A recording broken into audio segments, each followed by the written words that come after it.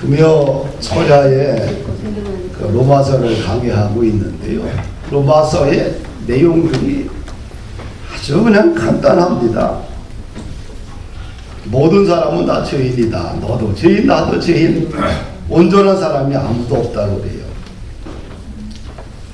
그래서 이 죄인들을 향해서 하나님께서 살 수 있는 길을 만드셨는데 길이 두 가지예요.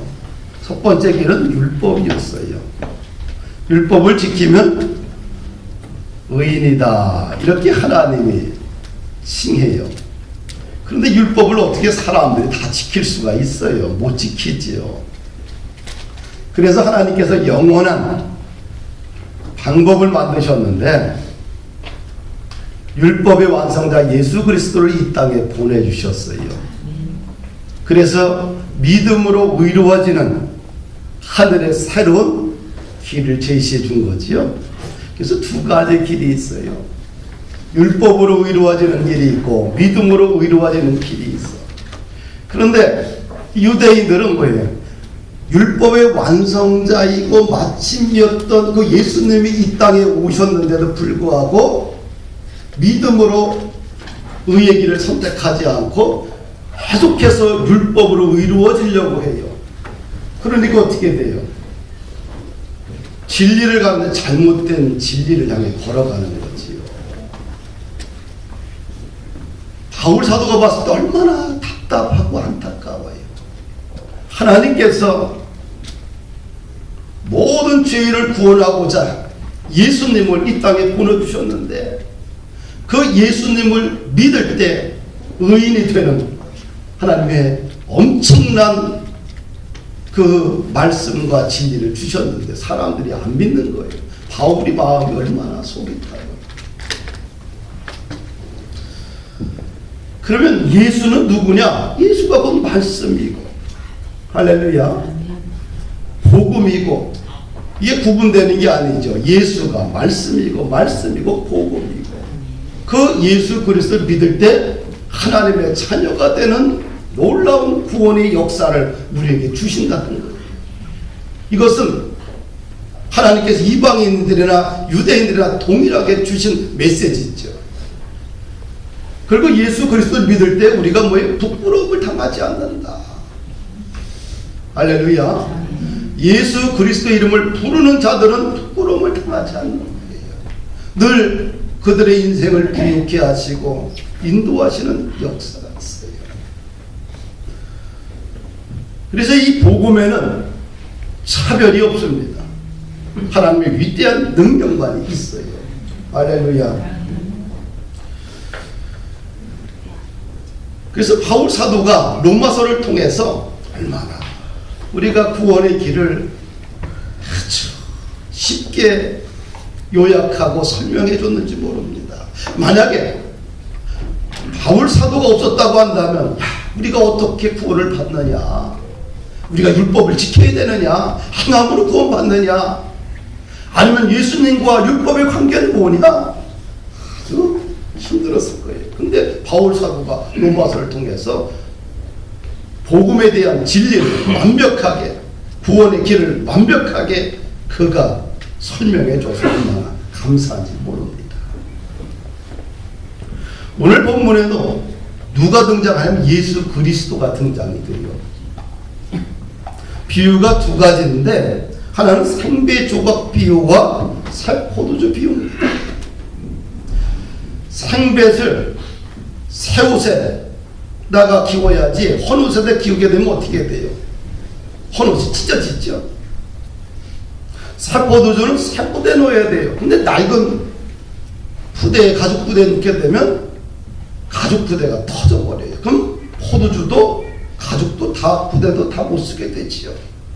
그럼 이 생배나 이 새부대는 누구를 상징하느냐?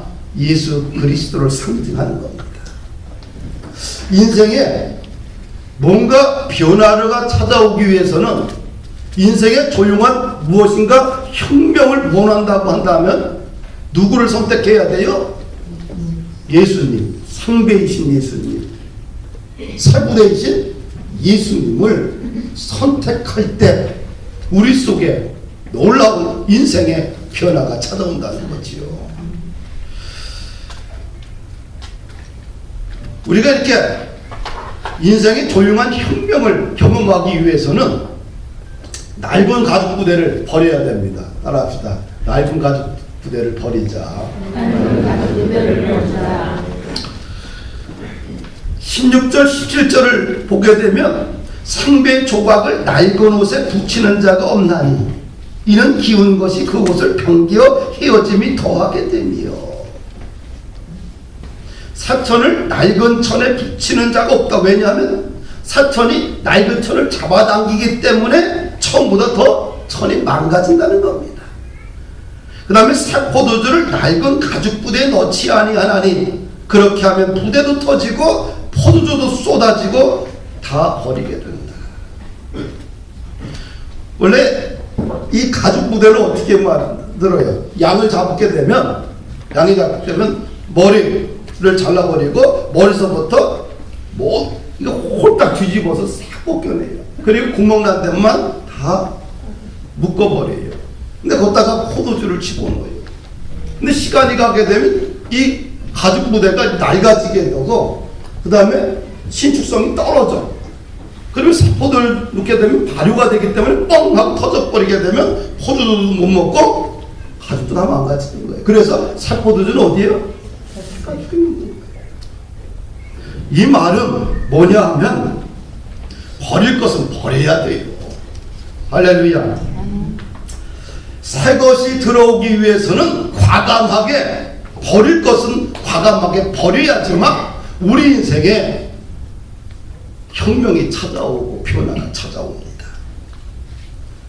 낡은 천, 낡은 가죽 부대를 과감하게 버려야지만 새 것이 들어온다.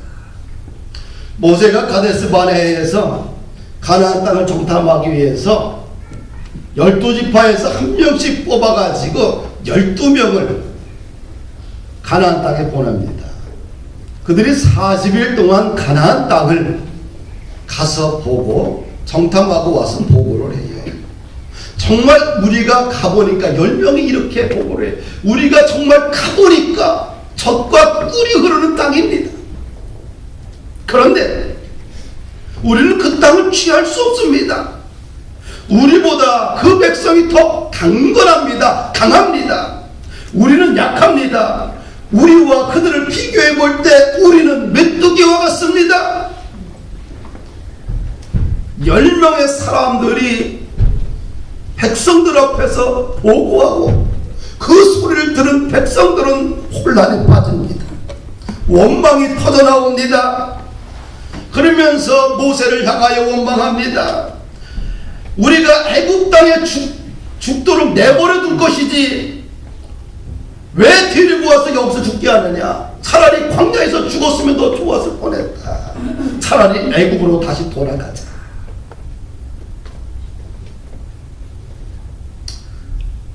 이스라엘 백성들이 누굽니까? 430년 동안 애굽에서 노예 생활을 했어요. 주권도 없었습니다. 자유도 없었습니다. 평등권도 보장 못 받았습니다. 재산권도 보장 못 받았습니다. 자신의 아이를 낳아도 지키지 못합니다. 남자아이를 낳게 되면 강물에다가 버려야 됩니다. 그 서름과 그 아픔과 그 고통과 그 울부짖음 속에 430년을 살았는데 하나님의 놀라운 능력으로 10가지 재앙을 통해서 애굽을 망하게 하고 이스라엘 백성들이 젖과 꿀이 흐르는 가나안 땅을 향해 갔습니다. 그런데 그 보고 소리 10명의 보고를 통해서 듣고 나서 다시 과거로 돌아가자. 애굽으로 돌아가자. 다시 옛날로 돌아가자라고 외칩니다. 낡은 가죽 부대지. 이 낡은 가죽 부대를 붙들고 우리는 미래를 향해서 달려갈 수가 없습니다. 나나 여러분들이나 우리 교회나 분명히 가지고 있는 낡은 가죽 부대들이 다 있습니다. 이것을 어떻게 돼요? 버려야 돼요. 버릴 때 과감하게 확 버리고 가야 해야지만 미래를 열어갈 수가 있습니다. 우리 속에 알게 모르게 하고 있는 이 부정적인 사고들, 패배주의 사고들, 나는 안 된다는 생각들, 미리 포기하는 마음들, 부정적인 언어들, 믿음의 길을 가다가 포기하고 다시 율법의 길로 돌아서 가는 그 안타까운 길들, 복음으로 가다가 다시 복음을 버리고 세상으로 가는 이 어리석은 마음들 버려야 됩니다. 이 낡은 가죽 부대를 버릴 때 완전히 버려야지만 우리가 젖과 꿀이 흐르는 가나안 땅을 향해서 달려갈 수가 있는 것입니다. 그러나 12명 중에서 10명은 그런 똑같은 이야기를 했지만 갈렙과 여호수아는 보는 시각이 달랐습니다. 똑같이 40일 동안 그 땅을 함께 탐지했습니다. 그 땅이 얼마나 아름다운 땅인지 봤습니다. 그들의 백성도 봤고 그들의 성도 봤고 그들의 군사도 봤습니다. 그런데 갈렙과 여호수아는 보고의 내용이 달랐습니다. 여호와께서 그 땅을 우리에게 주실 것입니다. 여호와를 거역하지 마십시오. 그 땅 백성들을 두려워하지 마십시오. 그들은 우리의 밥입니다. 하나님은 우리와 함께 하십니다.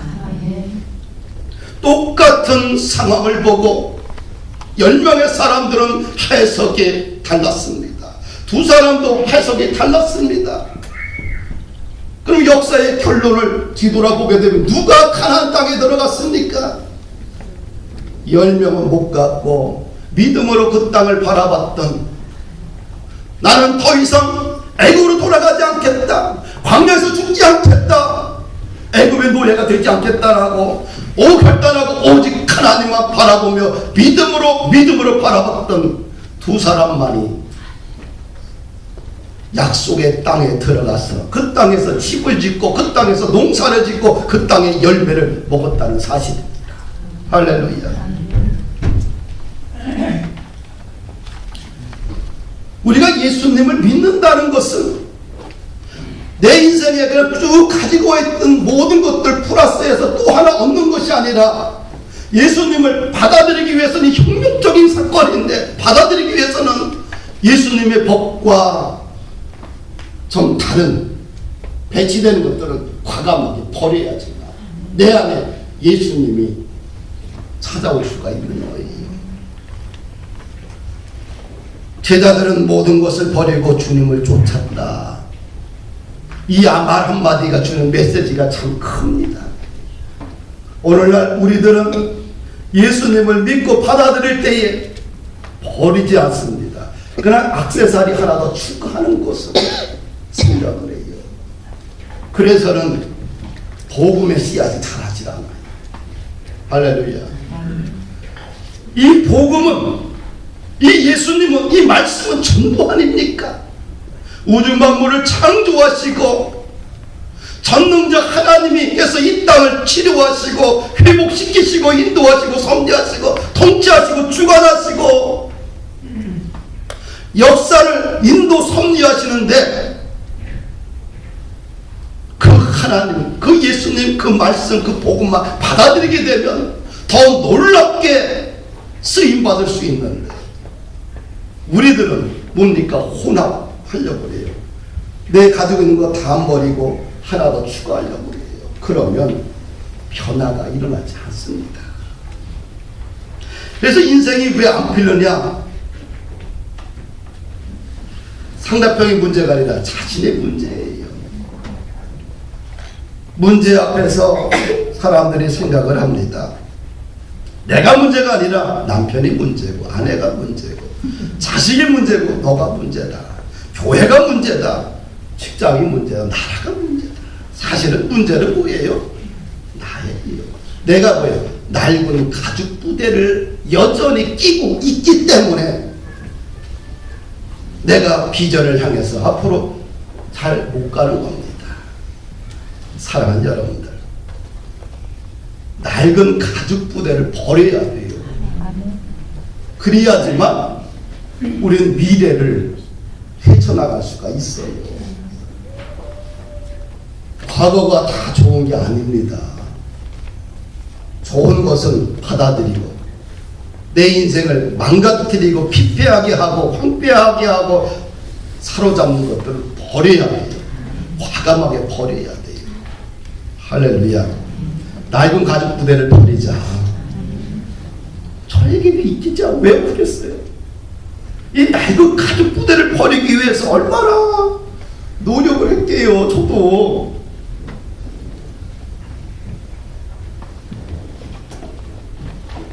제가 예수님을 만나고 나서 늦게 만났죠. 만나고 나서 인생을 새롭게 살게 됩니다. 그런데 가장 큰 문제가 뭐예요? 친구들이 문제예요. 그래서 내가 온전하게 세워지지 않아서 4년 동안 세상에서 만났던 모든 친구들과 동창들과 하나도 안 만나 4년 동안 절교를 했어요. 4년이라는 시간이 지나고 나니까 어떻게 돼요? 내 안에 예수의 정신과 가치가 뿌리내리기 시작하더라고요. 20대 후반에 대부분 친구 관계를 유지했어요. 과거에는요. 요즘은 친구들을 이해타산적으로 만나는데 과거에는 그렇지는 않잖아요. 그런데 이 낡은 가죽 부대를 벗어버리고 새롭게 예수님을 통해서 가기 위해서는 내가 좋아하는 것들, 이런 모든 것들을 내려놓고 오직 하나님을 바라보는 데 시간을 들였어요. 그랬더니 4년 지나니까 홀로 서기가 가능하더라는 얘기지요. 사랑하는 여러분들, 우리가 1월달 벌써 금방 갔잖아요. 그렇죠? 어떻게 1월달이 벌써 갔어? 자고 났더니 2월달이 돼버린 거예요. 진짜요. 자고 났더니 2월이 돼버린 거예요. 그래서 나는 금주가 명절인지도 몰랐어요. 명절이 2월달 한참 있겠구나 생각했는데 이렇게 빨리 다가올 줄 누가 알았습니까? 사랑하는 여러분들, 낡은 가죽 부대 버립시다. 버릴 때 완전히 버리고 예수님 붙들고 복음 붙들고 말씀 붙들고 진리 되신 주님 붙들고 달려가면 반드시 하나님이 주신 비전의 땅으로 우리가 들어가게 됩니다. 아멘. 두 번째는 하나님의 은혜를 날마다 기억하고 감사하며 살아야 돼요. 그래야지만 인생의 혁명이 찾아옵니다.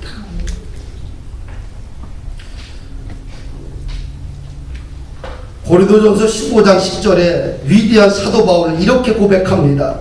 나의 나된 것은 하나님의 은혜로 된 것이니 내게 주신 그의 은혜가 헛되지 아니하여 내가 모든 사도보다 더 많이 수고하였으나 내가 아니요 오직 나와 함께 하신 하나님의 은혜로다. 아멘. 우리가 새것이 인생의 혁명을 만들기 위해서 날마다 하나님의 은혜 앞에 감사하고 하나님의 은혜를 기억하며 살아야 돼요. 은혜가 그의 심령 속에 뿌리내리고 언어 속에 흘러가게 되면 그 사람의 인생은 은혜로운 인생이 됩니다. 어떤 역경과 환경과 불안과 고통을 뛰어넘을 수 있는 에너지를 주십니다. 사랑하는 여러분들, 하나님의 은혜를 날마다 기억하고 감사하자. 그 하나님께서 우리를 누구라고 그래요? 너는 내 아들이라 부르시잖아요. 많은 사람들이 인간의 아버지들은 뭔가 문제가 있습니다. 완벽하지 못합니다. 나를 평생 지켜주지도 못합니다. 나를 완벽하게 이끌어주지도 못합니다. 그러나 하늘에 계신 우리의 영원한 아버지가 너는 내 아들이라 부르시잖아요. 나 같은 사람을, 나 같은 죄인을, 나같이 쓸모없는 사람을 하나님이 용서하시고 너는 내 아들이라. 그 은혜 앞에 얼마나 감사하고 고마워요. 사랑하는 여러분들, 그 하나님이 계십니다.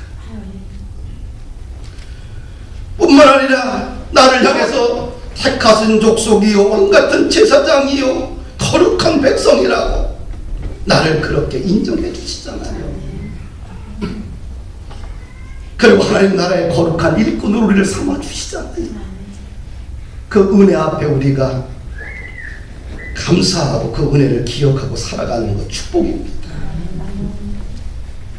하나님이 우리를 지켜주지 않냐면 우리는 아무것도 이룰 수가 없어요. 시편 127편 1절 보니까 여호와께서 집을 세우지 아니하시면 세우는 자의 수고가 헛되며 여호와께서 성을 지키지 아니하시면 파수꾼의 경성함이 허사로다. 누가 집을 세워줘야 돼요? 여호와 하나님이 세워줘야 돼요.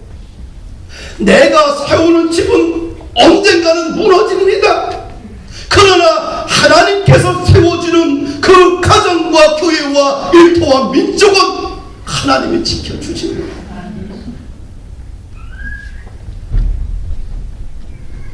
날마다 하나님의 은혜를 기억하고 감사하며 충성스러운 일꾼을 살다 보면 마지막 날 우리 하나님께서 보너스를 주시는데 하늘의 상급을 예비해놓지 않았어요. 디모데후서 4장 7절 8절 보니까 내가 선한 싸움을 싸우고 나의 달려갈 길을 마치고 믿음을 지켰으니 이제 후로는 나를 위하여 의의 면류관이 입이 되었으므로 주 곧 의로우신 재판장이 그날에 내게 주실 것이니 내게만 아니라 주의 나타나심을 사모하는 모든 자에게니라. 아멘.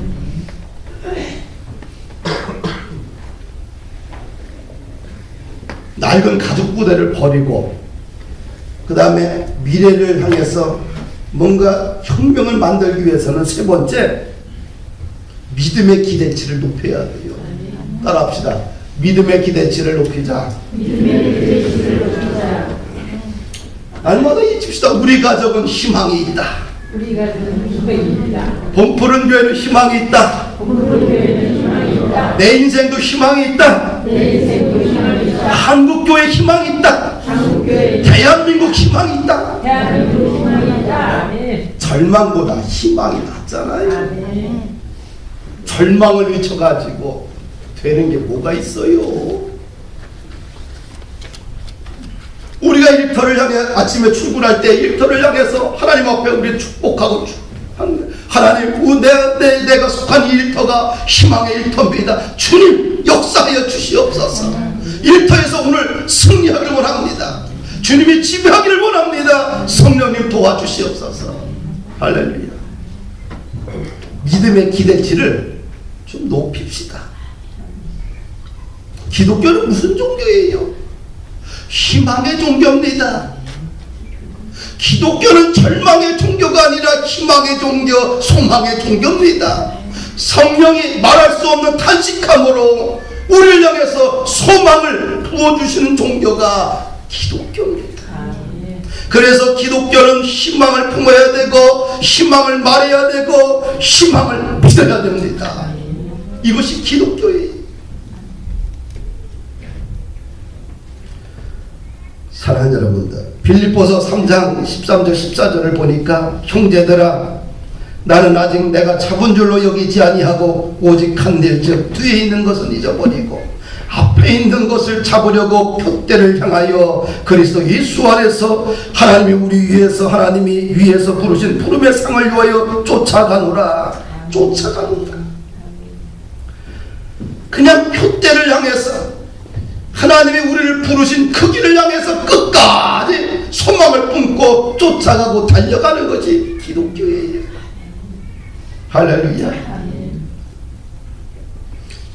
구원받은 성도들은 환경을 말해서는 안 됩니다. 상황만 말해서는 안 됩니다. 끊임없이 믿음을 이야기하고 끊임없이 소망을 이야기하고 끊임없이 비전을 이야기해야 됩니다. 왜? 나를 인도하시고 지지하시는 분이 만군의 주 여호와 하나님이기 때문에 그렇습니다. 할렐루야. 그분이 나를 이끌어 가시는 거예요.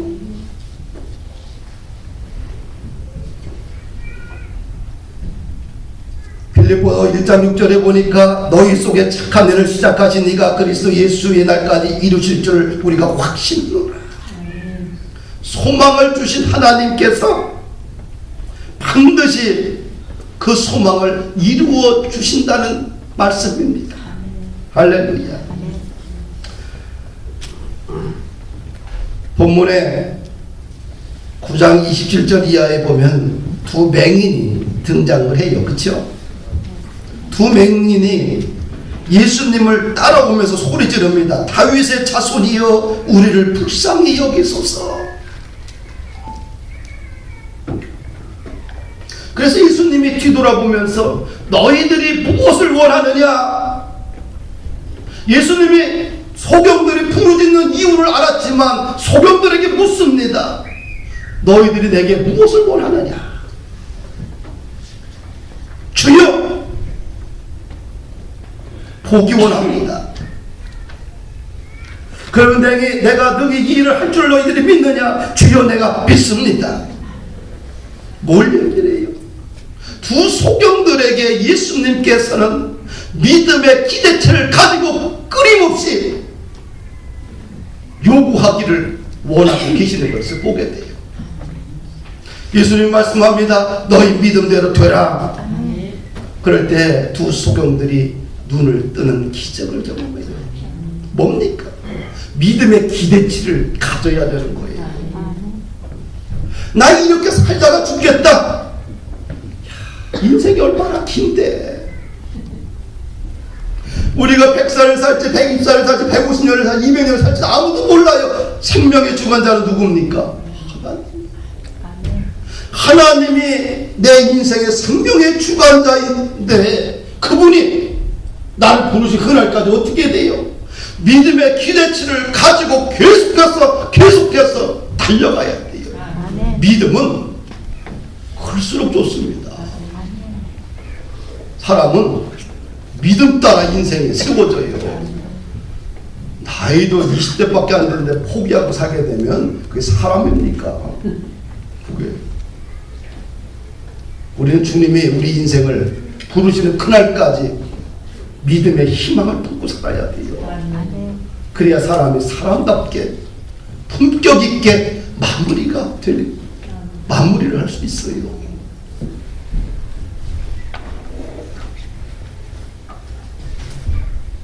구약에 보면 엘리야 선지자가 나옵니다. 얼마나 수많은 이적과 기적을 행한 능력의 종입니까? 그의 제자가 엘리사입니다. 근데 엘리사는 늘 스승의 곁을 따라다녔기 때문에 스승이 얼마나 대단한 하나님의 사람인지를 그가 알았습니다. 임종이 가까워집니다. 스승이 엘리사에게 말합니다. 내가 네게 무엇을 해주기를 원하느냐? 스승이 제자에게 물었습니다. 제자 엘리사가 거침없이 말합니다. 선생님보다 2배로 큰 하늘의 영감을 받기를 원합니다. 그 선생님은 대단한 위대한 종인데 하나님과 동행했던 종인데 당신보다 갑절의 영감을 더 받기를 원한다는 거예요. 더 뛰어난 하나님의 제자가 되기를 원한다는 거예요. 그럴 때 스승이 말해요. 내가 참으로 어려운 것을 요구하는구나. 그러면서 이런 말을 합니다. 하지만 내가 네 곁을 떠날 때 네가 나를 보게 되면 네 소원이 이루어질 것이다. 그렇지 않으면 네 소원이 이루어지지 않을 것이다. 제자를 꾸짖지 않았잖아요. 내가 참으로 어려운 것을 요구하지만 내가 네 곁을 떠날 때 내가 내 옆에 있으면 내 소원이 이루어지리라. 그래서 사실은 제자가 더 큰 위대한 기적과 이적을 행했습니다. 할렐루야. 믿음의 기대치를 좀 높이자. 이것이 믿음의 기대치를 포기하는 것은 낡은 가족 부대예요. 그럼 믿음의 기대치를 높이는 것은 새 후대입니다. 할렐루야. 우리 본부른계 성도들은 어렵고 힘들어도 돼. 꿈을 이야기해야 돼요. 믿음을 이야기해야 돼요. 소망을 이야기해야 됩니다. 절망, 비판, 정죄, 포기, 낙심, 이런 단어들은 낡은 가죽 부대예요. 할렐루야. 우리 어르신들도 나이가 80이 되고 90이 되고 100이 돼도 어떻게 돼요? 믿음을 이야기해야 되고 하나님 나라를 이야기하고 늘 언어 속에서 축복을 이야기해야 되고 늘 하나님의 나라와 뜻을 위해서 기도해야 되고 주의 영광을 바라보는 그런 어르신들이 돼야 돼요. 그분들이 진짜 어른이에요. 꿈이 없는 사람들은 미래가 없습니다. 지금까지 범포른 교회 모든 성도들은 믿음을 가지고 여기까지 왔어요. 여기서 주저앉고 이 정도면 됐다, 이 정도면 됐지 뭐, 포기하게 되면 남은 세월 성장의 기회가 다 사라지게 됩니다. 성장의 기회를 우리 스스로 포기해서는 안 돼요. 주님 부르시는 그날까지 우리는 성장의 기회로 삼아야 돼요. 그럴 때 우리의 뒷모습을 보고 우리 후손들이나 우리를 알고 있는 모든 사람들이 하나님은 살아계시구나, 그런 놀라운 감동을 주지 않겠어요? 금번 명절을 통해서 우리가 낡은 가죽 부대 붙들고서 씨름하지 말고요, 기분 나쁜 일이 있어도 잘 넘기시고 믿음의 이야기를 하면서 감사의 이야기를 하고 은혜의 이야기를 하면서 승리하시는 축복의 시간이 다 되기를 주의 이름으로 부탁을 드립니다.